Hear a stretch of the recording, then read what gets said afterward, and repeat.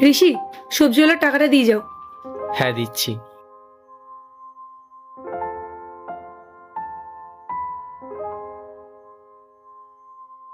ঠিক আছে।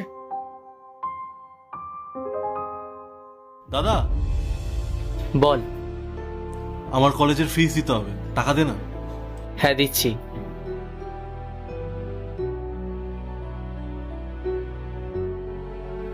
এই নে। থ্যাংক ইউ দাদা।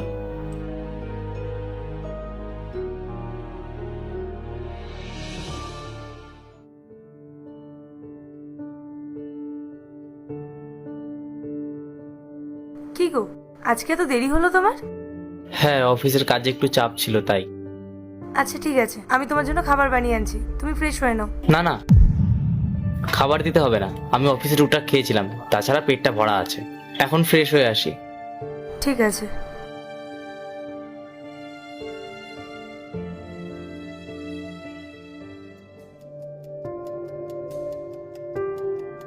বারোটা বেজে গেল, ও এখনো এলো না।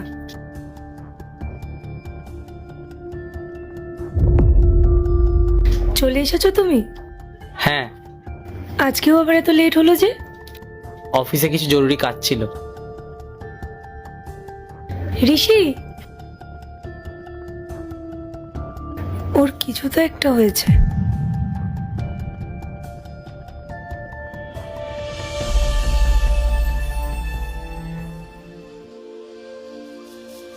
ভাই শোনো। হ্যাঁ বৌদি, বলো। ভাই, তোমার দাদা না আজকাল অনেক রাত করে বাড়ি ফেরে। আমার কেমন যেন খুব টেনশন হচ্ছে। তুমি কি একটু খোঁজ লাগাতে পারবে যে ওর কেন এত লেট হচ্ছে? ঠিক আছে বৌদি, আমি দেখছি।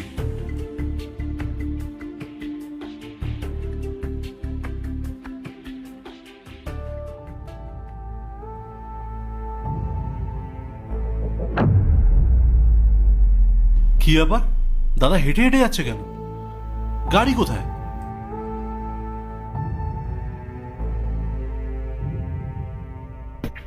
তুমি চলে এসেছো?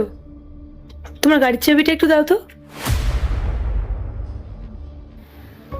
গাড়ির চাবি কেন? আরে একটু দরকার আছে, তুমি গাড়ির চাবিটা দাও। আমি ইন্দ্রকে নিয়ে বাজারে যাব, কয়েকটা জিনিস আনার আছে। পায়েল, ওই গাড়িটা তো। কি হয়েছে ঋষি, তোমার কাছে গাড়ি নেই? আমি জানি যে তোমার কাছে গাড়ি নেই, আর আমি এটাও জানি যে রোজ রাতে তুমি পার্ট 2 দেখতে সাবস্ক্রাইব করো ভেলকু 78M।